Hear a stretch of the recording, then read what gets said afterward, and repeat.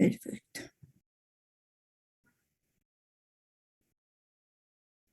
Bueno, entonces el día de hoy vamos a revisar lo que es el cáncer de la cavidad oral. Vamos a ver como introducción que el cáncer de cavidad oral corresponde al 30% de todos los cánceres de lo que es el cuerpo, ¿ya? 90% de estos cánceres son de tipo carcinoma escamoso o también llamado carcinoma epidermoide. Se dice que la mayoría de los pacientes acuden a la consulta con estadios avanzados. O sea, hay estudios donde reportan que 60-70% de estos pacientes presentan ya metástasis a nivel ganglionar. Y otros reportan que puede haber enfermedad regional en un 50%. A nivel de la epidemiología, se dice que hay mayor frecuencia entre hombres que mujeres. A nivel mundial se ve más afectada en la parte de lo que es la Norteamérica, en la parte de Europa, en India especialmente. Y en lo que es en la parte de lo que es América del Sur, va a estar más afectada la zona de Brasil, con una incidencia mayor a 4 pacientes por 100.000. Nosotros ocupamos casi el último lugar. No sé si es por estadísticas o porque realmente tenemos una frecuencia más baja.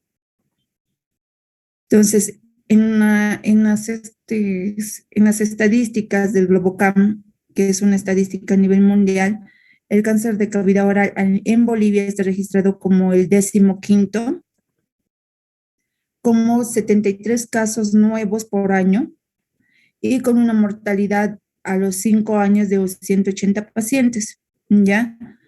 Estos son pocos casos realmente, pero lo que nosotros vemos en la consulta es diferente.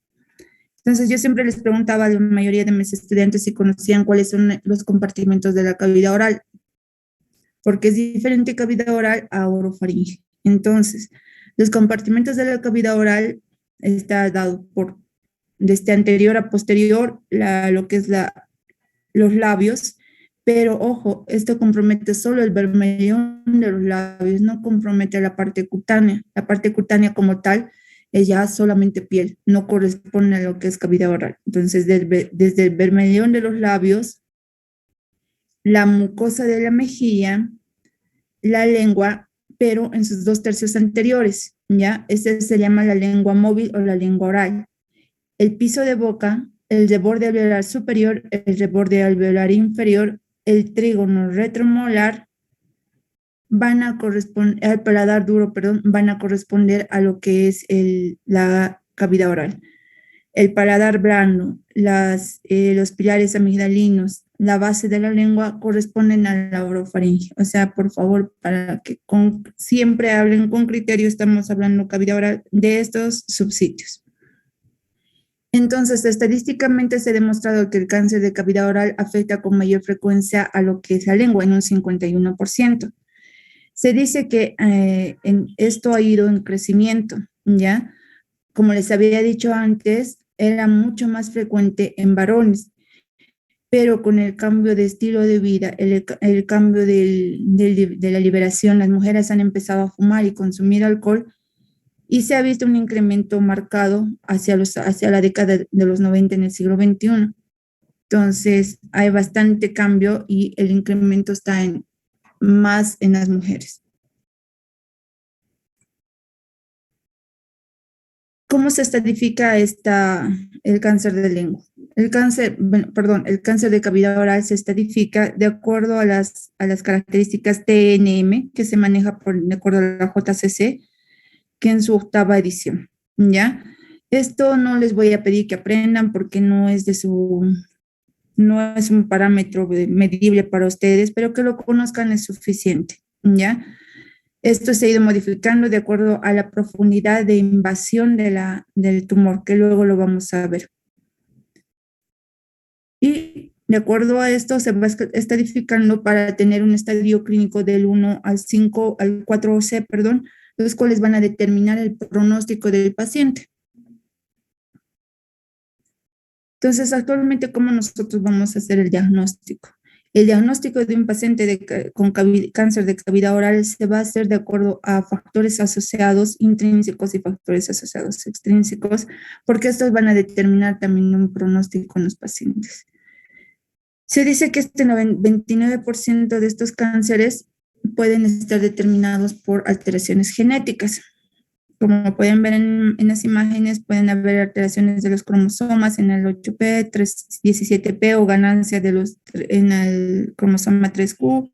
Entonces, todos estos van a tener tendencia a alteraciones de cancerización a nivel de la mucosa.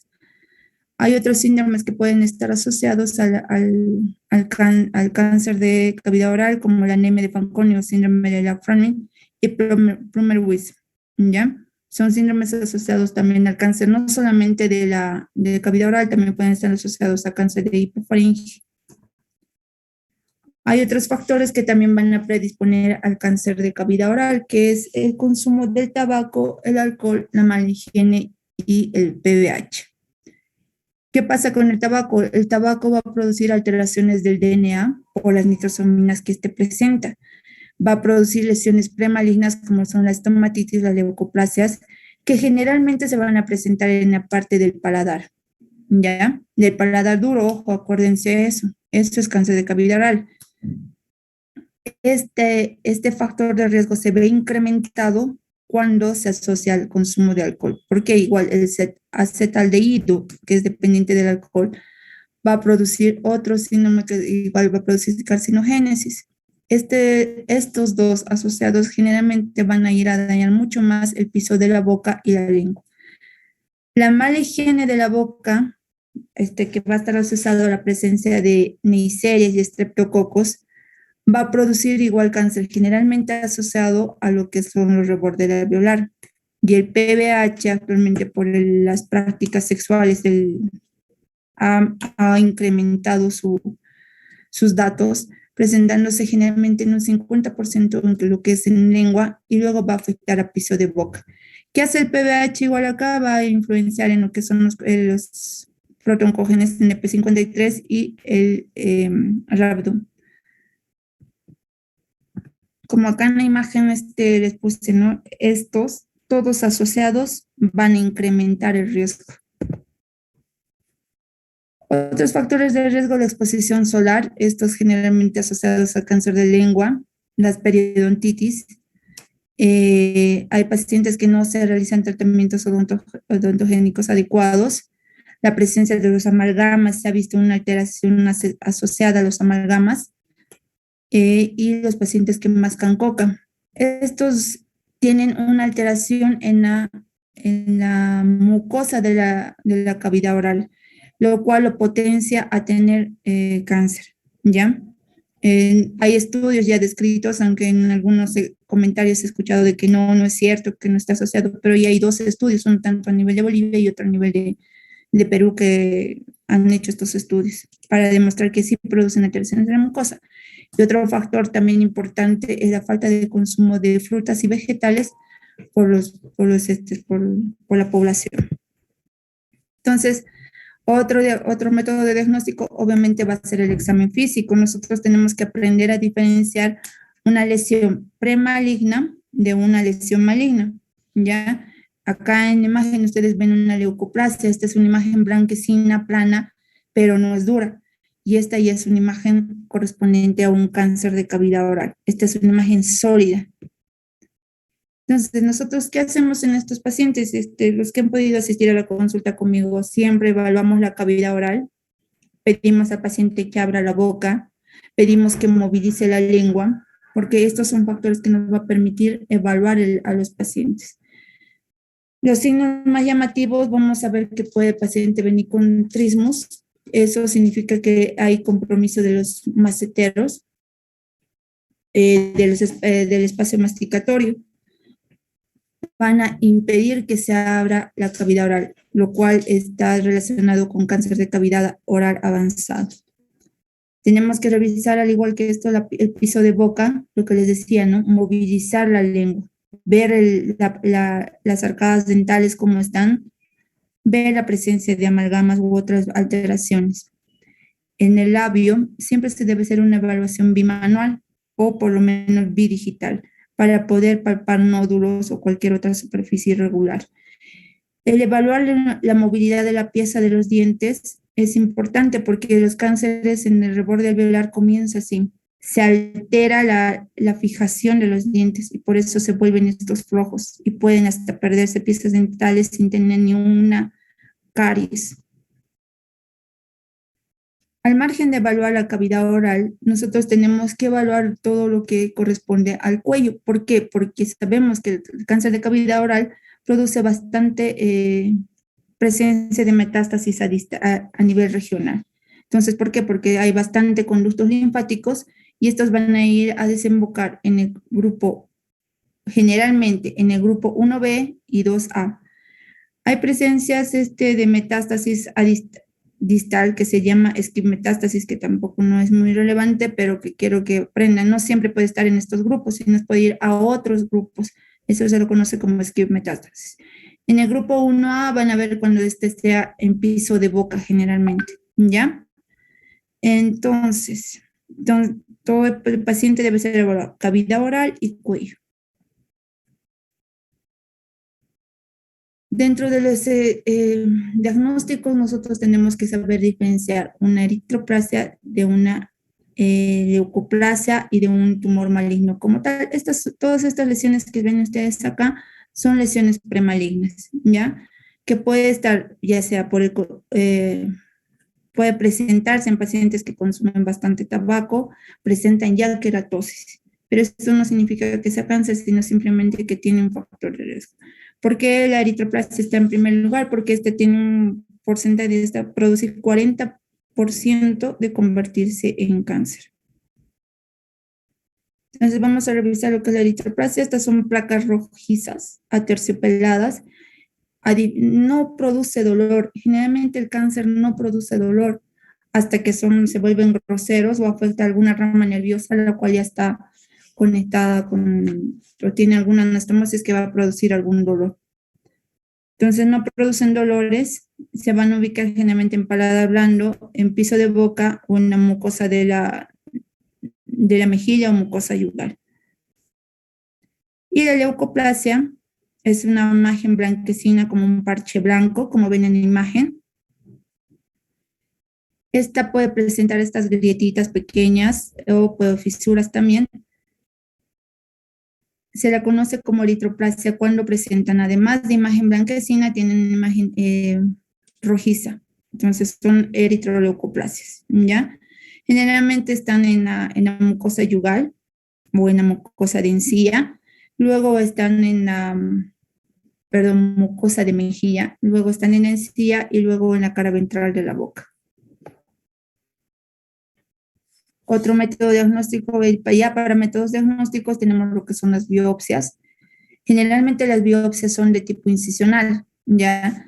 La primera imagen que pueden ver acá es una incisión de la lesión de la mucosa, tanto de la parte afectada como de la parte benigna, para conocer el tipo, ¿ya?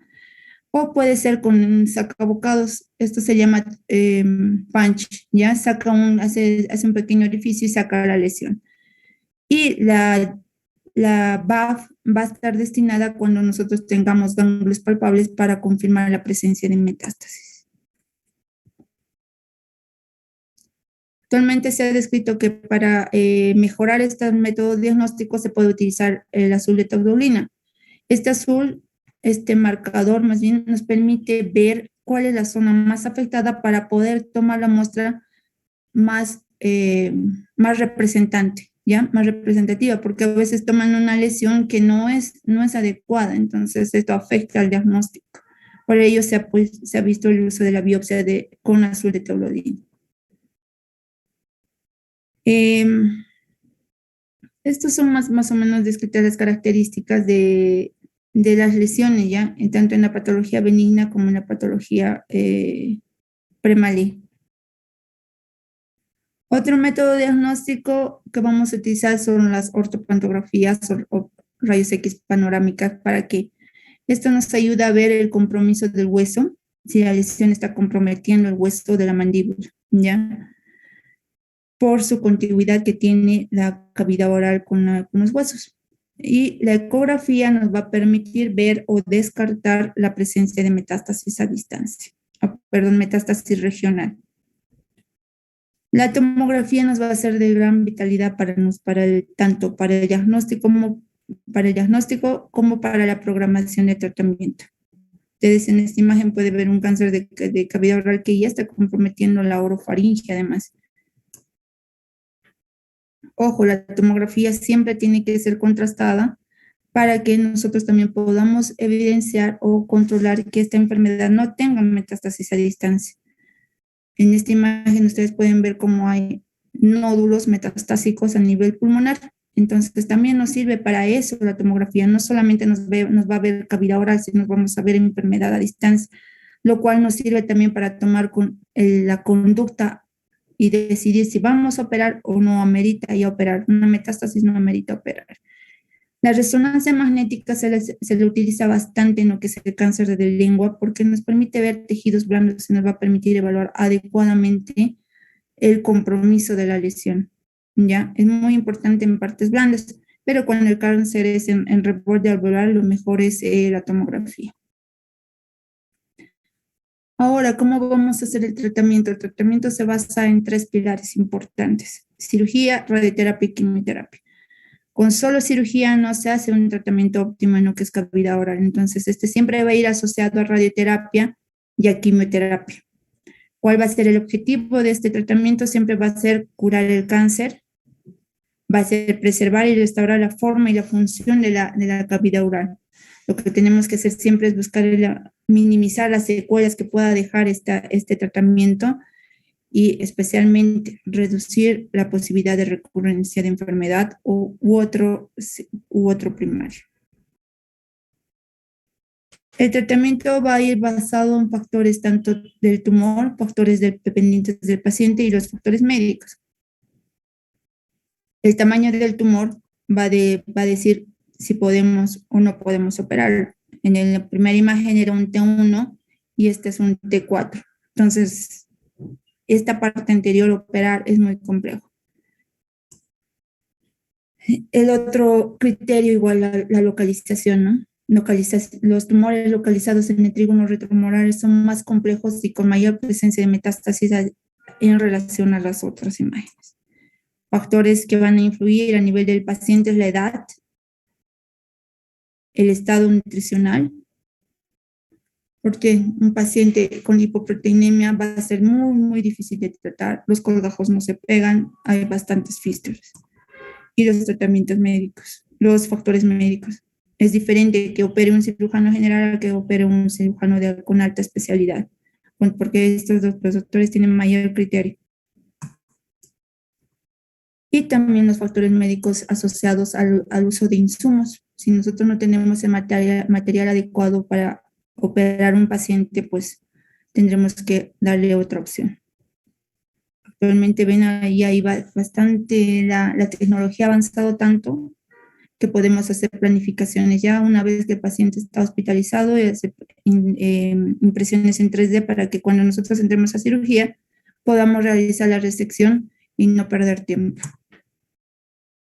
¿Cómo debe ser un manejo pretratamiento del paciente? Hay que hacer obviamente la evaluación general, como ya habíamos visto, estratificar adecuadamente, evaluar o mejorar el estado nutricional del paciente. Tenemos que tener una profilaxis odontogénica. ¿Por qué? Porque cuando se hace la quimio y radioterapia, las piezas dentales cariadas se van a perder o pueden producir necrosis de la mandíbula o del maxilar. Por ello, siempre se debe realizar una profilaxis dental antes de esos tratamientos. También debemos hacer un tratamiento conjunto con foniatría y psicología, porque como ustedes han visto, la cavidad oral es el centro, la caja de resonancia de nosotros que nos permite hablar, al margen de eso nos permite comer y nos da también estética. Entonces hay muchas personas que por eso no quieren operarse y la enfermedad puede progresar. Por eso se pide una asesoría tanto de foniatría para que nos apoyen eso y de psicología. Bueno, el tratamiento ya de la cirugía como tal, ya habíamos mencionado que esto va a depender del tamaño del tumor, de la localización y la cercanía de la mandíbula. Por eso les había dicho que la panorámica dental nos va a ser muy útil para ver si está comprometido este hueso y optar por la resección o mantener la presencia de adenopatías, y siempre debemos evaluar si podemos reconstruir al paciente, si podemos darle un confort en la parte de lo que es la estética, en la parte funcional sobre todo. Y también tenemos que evaluar la vía aérea, porque ustedes saben que si nosotros operamos, esta lengua puede caer toda hacia atrás y obstruir la vía aérea.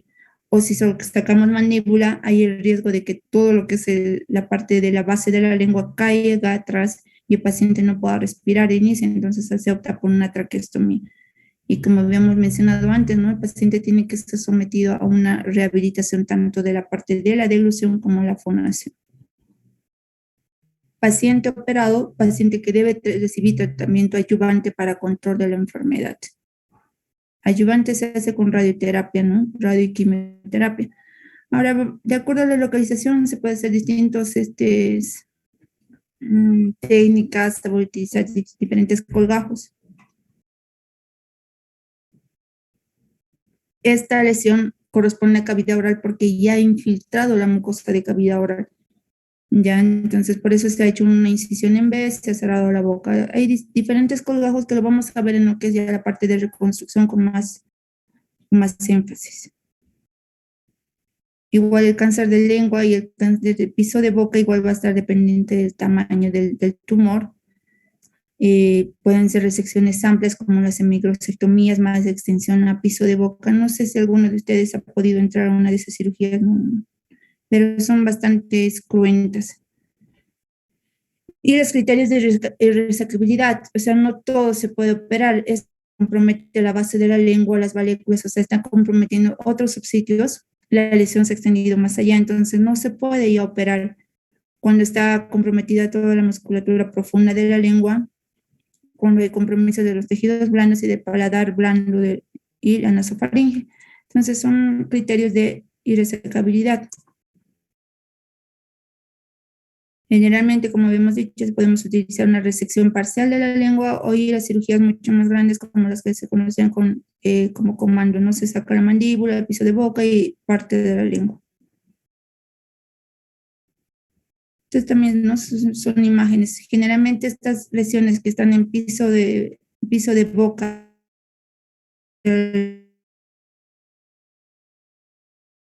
lengua siempre produce meta, por eso es que se realiza ya sea una hemimandibulectomía o en algunos casos se puede realizar mandibulectomía segmentaria.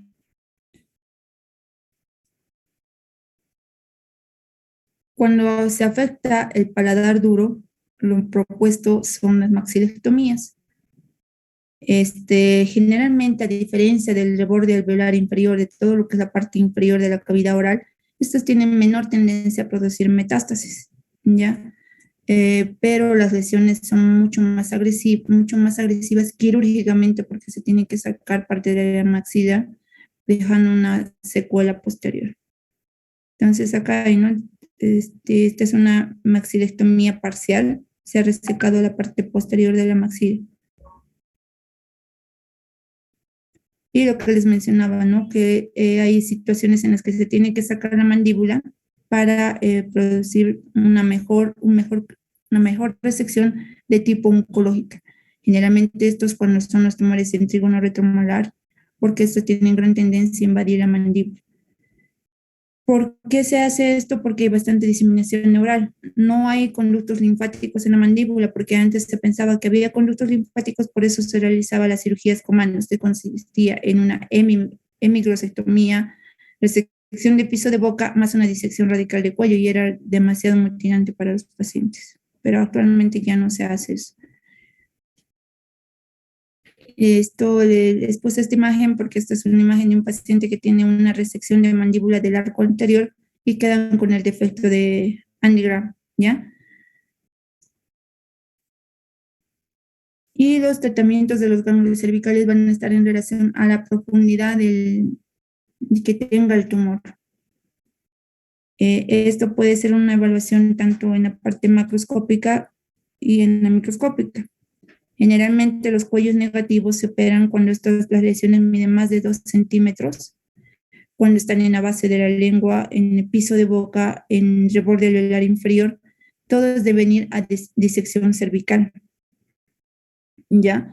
Y la disección cervical,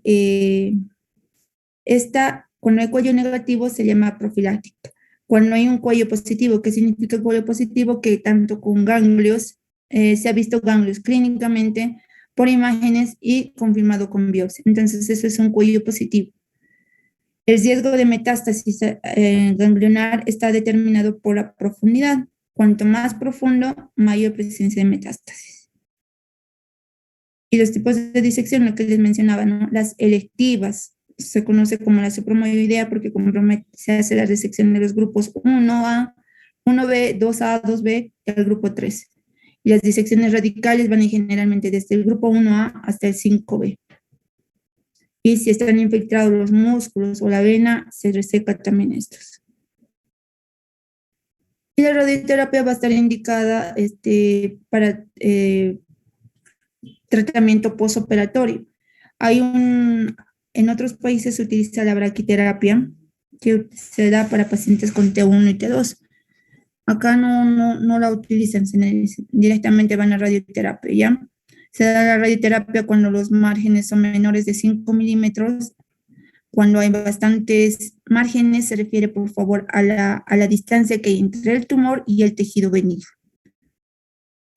Cuando hay más de 3 ganglios positivos, cuando hay extensión extracapsular, infiltración de los tejidos blandos y cuando se ha hecho una disección selectiva y también se han encontrado ganglios positivos. Los pacientes deben recibir radioterapia. Estas radioterapias pueden ser paliativas cuando el cáncer es realmente muy avanzado y no se puede operar.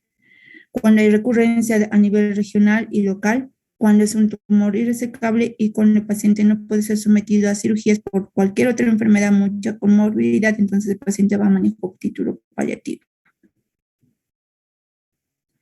La quimioterapia puede ir asociada a la radioterapia para mejorar el tratamiento como tal, o cuando hay márgenes positivos también se recomienda esto, y también cuando hay metástasis a distancia, estos van a ir a tratamiento a título paliativo. Lo que más se utiliza en esto es decir, ciplatina y 5-fluoracilo, que son los tratamientos de primera línea. Todas las imágenes que están ahí encerradas en círculo es presencia de metástasis. Esta es enfermedad que está comprometiendo la piel. Es un cáncer de cavidad oral, pero que está comprometiendo la piel. Generalmente estas, como les había mencionado, siempre van a ir combinadas para mejores resultados. Y la rehabilitación en los pacientes es importante. Valga decir que se puede utilizar estos obturadores. Actualmente se hacen microcirugías para reconstruir estos defectos, ¿ya? Se va a cortar, chicos, el Zoom. Les voy a mandar otro nuevo link para ya ver solo las otras partes de los cánceres. ¿Me están escuchando? ¿Está bien, Daniela?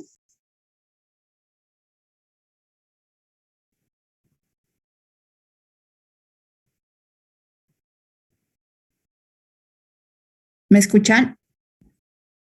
Sí, doctora.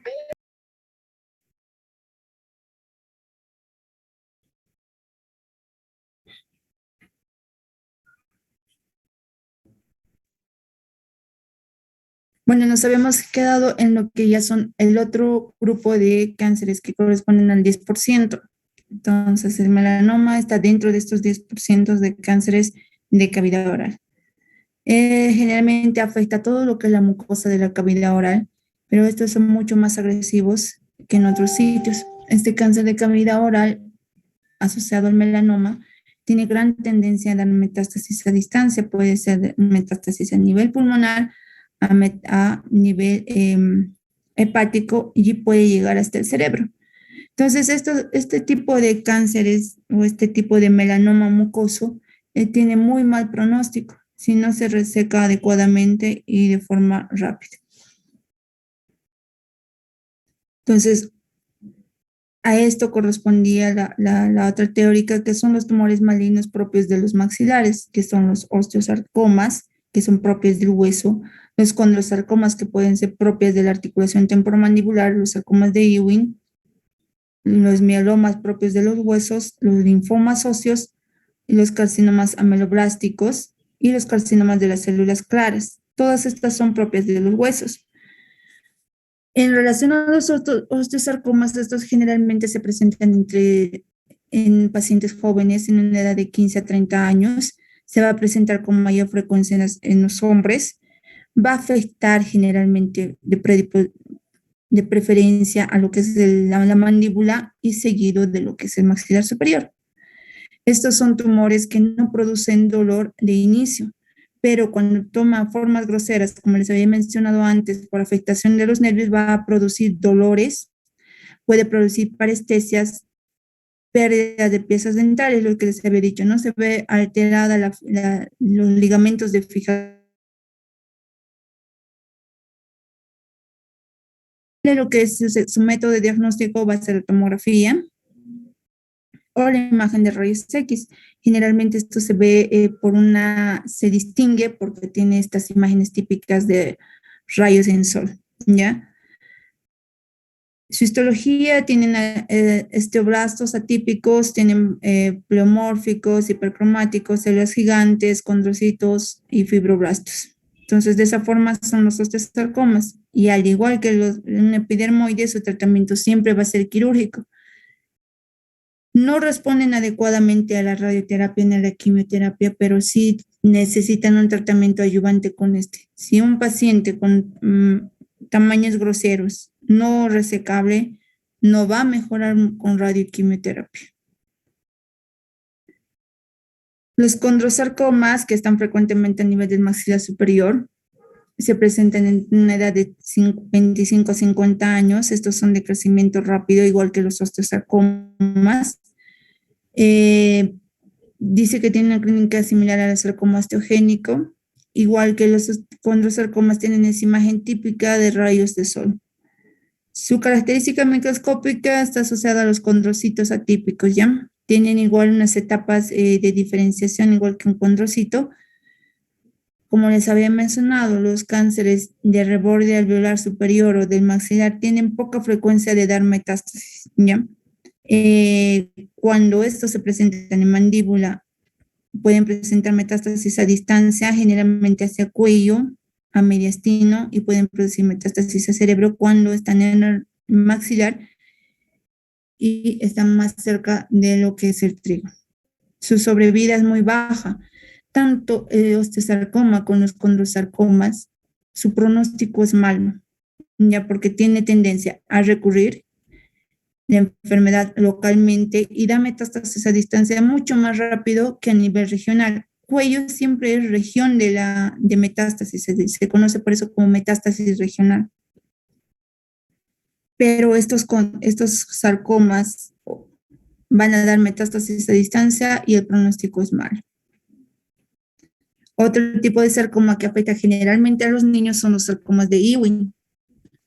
Esto se había descrito inicialmente en lo que es en Lejano Oriente y en que está en parte de los Estados Unidos, ¿ya? Afecta generalmente a los niños, se caracteriza por dolor, tumor y ocasionalmente fiebre.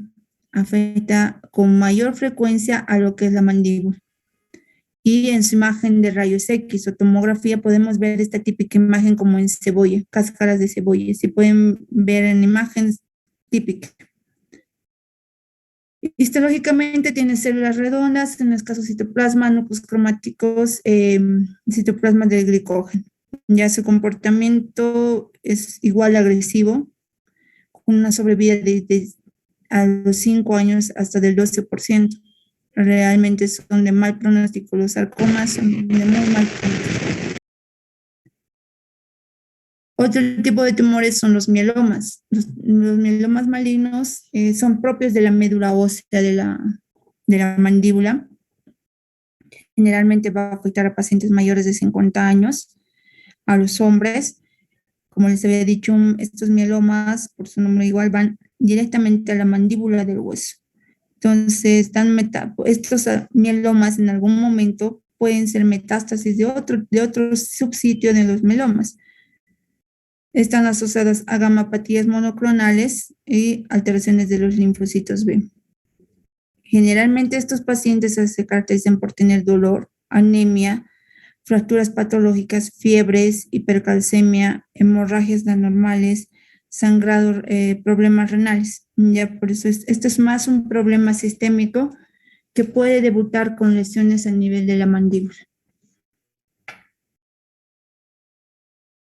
Su diagnóstico está basado en el electroforesis, ¿ya? Va a verse una alteración en la proteína de Benson-Johnson en la orina. Por tanto, esto más es un problema sistémico, por si acaso. En la imagen vamos a ver estas imágenes radiolúcidas en forma de sacabocados, como si se hubieran cortado un pedazo de la parte de la médula del hueso. Y a nivel de la histología vamos a ver citoplasmas con citoplasma basófilos, núcleos atípicos y una imagen típica que no he podido ponerla, que es una imagen en rueda de carreta, y los corpúsculos de rosa. El linfoma, que también puede debutar tanto en el maxilar superior como en el maxilar inferior, en la mandíbula. Estos linfomas de Burkitt, se los conoce de esa forma, están asociados al virus Epstein-Barr. Comprometen generalmente a los niños menores de 10 años, pero también se puede ver en los adultos. Histológicamente se va a ver las células, así como ven en la diapositiva, hay un cielo estrellado, porque va a haber proliferación de los linfocitos B y va a haber macrófagos. Igual que los otros, su pronóstico es malo porque tienen mucha tendencia a la recurrencia de la enfermedad y es más deformante, es de difícil control. Y el carcinoma ameloblástico, que puede ser secundario a los adenocarcinoma ameloblástico también que habíamos visto en tumores benignos. Estos están dados por una transformación maligna de estos tumores benignos. No hay relación entre género, está más frecuentemente en pacientes mayores de 30 años. Su origen ya habíamos mencionado que estos dependen de los dientes, y hay un carcinoma ameloblástico y un ameloblastoma maligno. Tienen pequeñas diferencias porque el ameloblastoma maligno es un tumor que va a aparecer histológicamente con una característica benigna por su origen, pero va a dar como una metástasis. O sea, los carcinomas, los ameloblastomas malignos generalmente vienen de los adenomas ameloblásticos. Y el carcinoma ameloblástico como tal, sí ya va a tener mayor capacidad de malignización, sus células están más alteradas, ¿ya? Entonces, esta va a ser una neoplasia mucho más agresiva, más invasiva. Va a producir ruptura de lo que es la cortical, puede afectar a los espacios parafaringios por su crecimiento grosero y tiene mayor tendencia a dar metástasis a nivel pulmonar. Entonces, siempre se debe hacer el control de extensión de enfermedad. Su localización más frecuente, como les había dicho, va a ser mandíbula y la rama ascendente. Son imágenes en la placa de rayos X, vamos a ver imágenes radiolúcidas multiloculadas. Es de mal pronóstico por tener tendencia a la recurrencia de enfermedad. Estas igual, ¿no? Son imágenes de una paciente con un carcinoma ameloblástico, resección de la mandíbula con márgenes amplios, y se hace colocación con reconstrucción, ya sea con tejido microquirúrgico y placas para mejorar la parte estética. Esta es igual otra imagen este es un cáncer de células claras, es otro tipo de células que pueden estar en los huesos. Generalmente afecta a las mujeres entre un 40 a 70 años. Su mayor predicción está en la mandíbula, tiene un epitelio odontogénico igual que los otros tipos de tumores propios de la maxila, y tienen imágenes radiolúcidas que pueden ser uniloculadas o biloculadas de acuerdo al tiempo de evolución. Generalmente no se asocian a dolor a menos que esto esté invadiendo otras estructuras. Igual tiene tendencia a dar metástasis, tanto regional como a distancia.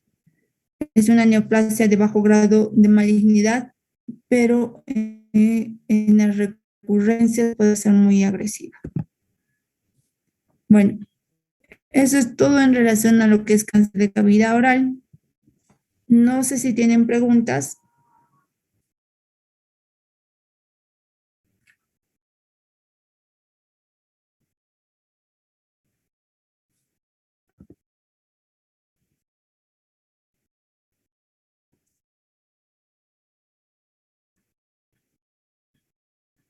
Nadie pregunta. No sé si están ahí, no sé si está Doctora, Doctora, presentación.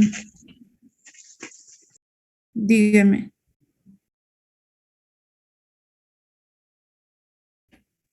doctora, disculpe, una consulta. Este es el tema de cáncer de cavidad, ¿verdad, doctora?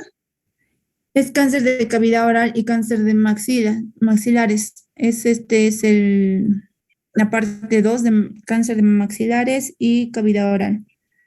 No se les Doctora, puede diferenciar ya, porque lo he visto mejor sí, asociarlos, porque cavidad oral es todo eso, el cáncer de cavidad oral es todo eso. Lastimosamente el- la currícula que ha escrito su docente antes lo ha separado de esa forma, pero a mí no me parece una forma de separar. sí, ahorita me he confundido porque primerito se ha dado la teórica, la uno, que son tumores de maxilares.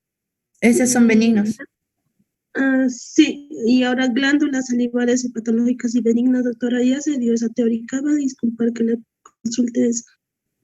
Oye, se nota que no estás siguiendo las teóricas, ¿eh? No, doctora, es que a veces mandan cuando tenemos clases y no entramos. Es que algunos tenemos clases justamente en ciertos horarios.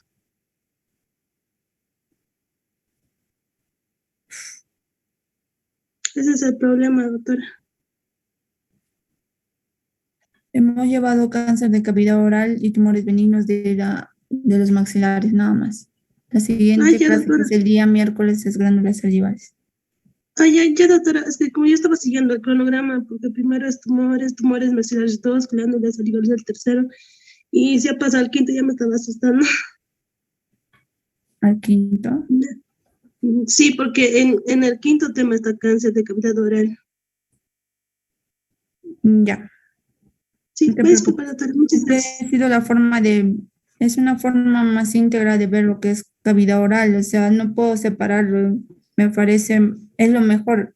No hay una forma, Así. porque el tratamiento de cáncer de cavidad oral es esa, y cáncer de cavidad oral también es tumores dependientes de la mandíbula y del Muchas maxilar. gracias, doctora. Sí, es que como a la primera clase asistí y esta es la segunda, por eso es que le estaba preguntando, tal vez en algo me he olvidado. Muchas gracias, doctora. No hay por qué. Tatiana, ¿tienes alguna pregunta?